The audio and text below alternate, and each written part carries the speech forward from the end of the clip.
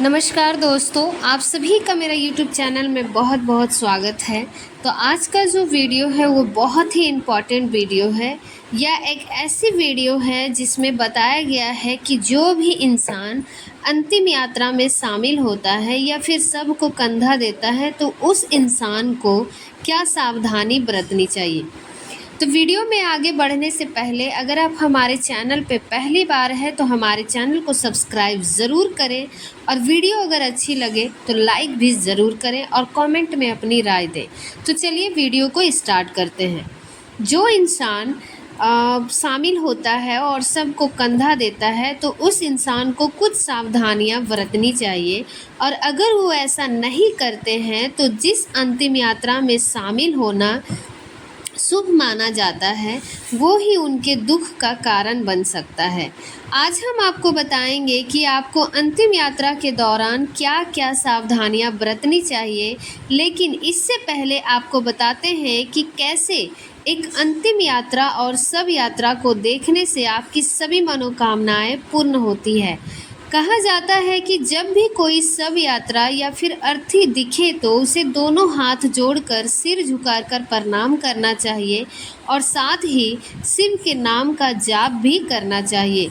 शास्त्रों के अनुसार जो मित्रमान संसार छोड़कर जा रही है वो अभिवादन करने वाले इंसान के तन मन से जुड़े सभी दुख और कलेश हर कर अपने साथ ले जाती हैं। अब आपको बताते हैं कि एक अंतिम यात्रा में शामिल होने वाले इंसान और अर्थी को कंधा देने वाले इंसान को ऐसा करने के बाद क्या क्या सावधानियां बरतनी चाहिए। ऐसा माना जाता है कि जब किसी इंसान की मृत्यु होती है तो उसके दुश्मन भी उसकी अंतिम यात्रा में शामिल होते हैं, क्योंकि मृत्यु के बाद वो सभी मनमुटाव उस मृत व्यक्ति के साथ ही चले जाते हैं। लेकिन आप में से कई लोग ऐसे होंगे जिन्हें इस बारे में पूरी जानकारी नहीं होगी कि अंतिम यात्रा में शामिल होने के बाद उन्हें क्या क्या सावधानियां बरतनी चाहिए। हिंदू धर्म के अनुसार अगर कोई भी व्यक्ति किसी की अंतिम यात्रा में शामिल होता है और उसकी अर्थी को कंधा देता है तो उस इंसान को हर कदम चलने पर एक यज्ञ के समान पुण्य मिलता है और साथ ही उस इंसान को उसके सभी पापों से भी मुक्ति मिलती है। लेकिन ऐसा करते हुए आपको ये ध्यान में रखना होगा कि जब आप शव को लेकर शमशान घाट पर प्रवेश करेंगे तो वहाँ आपको किसी भी प्रकार का अनुचित व्यवहार या फिर किसी भी बात में हंसी मजाक नहीं करना चाहिए। अगर कोई भी व्यक्ति किसी भी तरह की अनुचित गतिविधियां करता है तो समय आने पर उससे भगवान को इसका जवाब देना होता है। साथ ही उसे ये भी समझना चाहिए कि उसे भी अंतिम समय में यहीं पर भी लाया जाएगा। इसके बाद अंतिम संस्कार में शामिल हो रहे सभी को ये सभी ध्यान में रखना चाहिए कि अंतिम संस्कार होने के बाद बिना मुड़े किसी नदी या फिर तालाब में कपड़े पहने हुए ही स्नान करना चाहिए। अगर मृत व्यक्ति के नाम पर जल अर्पण करना चाहिए और ऐसा करते हुए बिना कुछ बोले घर की ओर चल देना चाहिए। इसके साथ ही आपको यह भी ध्यान में रखना चाहिए कि जब आप अंतिम संस्कार से लौट रहे हैं तो कभी भी चलो शब्द का इस्तेमाल नहीं करना चाहिए, क्योंकि जब तक मृत व्यक्ति जीवित था तब तक उसके आपसे सीधा संबंध था और मरने के बाद वो व्यक्ति प्रेत योनि में प्रवेश कर चुका होता है, जिसके कारण अगर आप लौटते वक्त चलो शब्द का इस्तेमाल करते हैं तो वो इंसान प्रेत रूप में आपके साथ भी चला जा सकता है।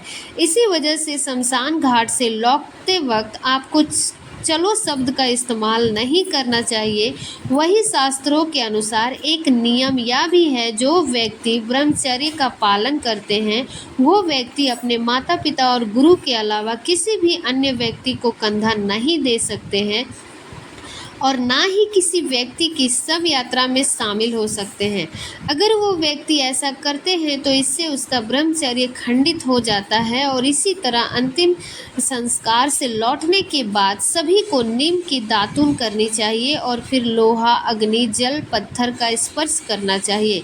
दरअसल एक मनुष्य के भौतिक शरीर के अलावा पूजा से बने कई अन्य शरीर होते हैं जो शमशान घाट के संपर्क में आने से दूषित हो जाते हैं। और अगर आप शमशान घाट से आने के बाद इन चीज़ों को स्पर्श करते हैं तो इनके शरीर की अशुद्धियाँ दूर हो जाती हैं। वहीं जो लोग शव यात्रा या फिर अंतिम संस्कार में शामिल होते हैं उन्हें एक दिन का सूतक मानना चाहिए। शव को छूने वाले इंसानों को 3 दिन का और अर्थी को कंधा देने वाले इंसान को 8 दिन का सूतक मानना चाहिए। और इस सूतक के दौरान आप किसी भी मंदिर और धार्मिक कार्यों में शामिल नहीं हो सकते हैं और साथ ही किसी भी साधु को दान भी नहीं दे सकते हैं। वही शास्त्रों में कहा गया है कि यदि हमारे घर के आसपास के किसी व्यक्ति की मृत्यु होती है तो हमें उस व्यक्ति की अंतिम यात्रा में ज़रूर जाना चाहिए और साथ ही जब तक उस इंसान की अर्थी ना उठ जाए तब तक हमें कोई भी शुभ कार्य या फिर पूजा पाठ नहीं करना चाहिए। ऐसा इसलिए किया जाता है क्योंकि जहाँ पर शव पड़ा होता है उसके आसपास का इलाका नकारात्मक ऊर्जा से भर जाता है जिसे सूतक कहा जाता है। यही कारण है कि कई लोग जब तक अर्थी नहीं उड़ जाती तब तक अपने घरों का चूल्हा तक नहीं जलाते हैं। उम्मीद करते हैं कि आपको ये वीडियो बहुत ही पसंद आए होंगे और जो भी जानकारी मिले उसे आप अच्छे से सुने और अपने जीवन में ज़रूर उतारें।